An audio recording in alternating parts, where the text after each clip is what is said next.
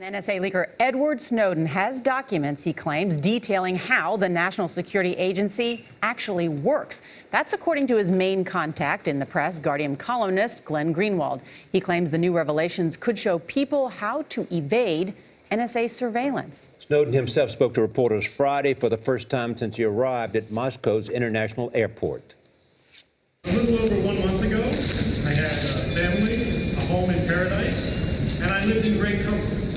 I also had the capability, without any warrant of law, to search for, seize, and read your communications. Our senior correspondent, John Miller, is with us. He is a former deputy director of national intelligence. John, good morning. Good morning. So what, if he has the NSA blueprints, what does that mean and how damaging could it be? What that most likely is for every big program in the NSA, there's a briefing document, usually a PowerPoint presentation on some level of pretty intimate detail that explains what the program is, what it's for, how it works, how it relates to other programs. It won't have the collection platforms, meaning if we had a bug in Putin's office, it wouldn't list that in the program, but it would say how we collect. If you were the adversary, you'd look at a document like that and you would say, oh, so this is how all this works. Well, let me use countermeasures to close up those vulnerabilities. It could be very helpful to enemies of the U.S. So Edward Snowden has been seen by some as a whistleblower, exposing government surveillance. Now he's saying, look, I know how the whole NSA works. I have the blueprint for it and how anybody can evade it.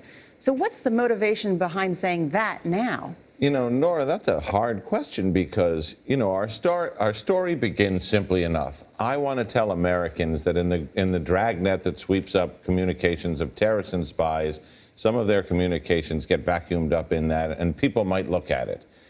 It's a very different story to say, and while we're at it, I'd also like to say, here are the documents that explain how the NSA collects against all our foreign adversaries, whether they're terrorists in Afghanistan. As he's trying to seek asylum in Russia. Exactly. So thematically, he's made an interesting turn here, and it's hard to understand, unless you boil it down to the ideology that either spying is wrong, which at what point all countries are supposed to stop, or that spying should be done out in the open, at which point it's not spying. What's your best guess as to what happens to Edward Snowden? You know, we're in a nightmare scenario, Charlie, because, you know, the one likely scenario is that U.S. pressure against all the places he wants to go succeeds, and that in the great law of unintended consequences, we push a guy with a bag full of strategic secrets on eavesdropping into the hands of the adversary we probably eavesdrop against an awful lot. And he claims he has this dead man's pact. What's that? So this is a series of encrypted data drops that he has left with trusted associates that if anything happens to him, supposedly these people have the keys or know how to find the keys to open those things and outspill the rest of the secrets. Thanks, John.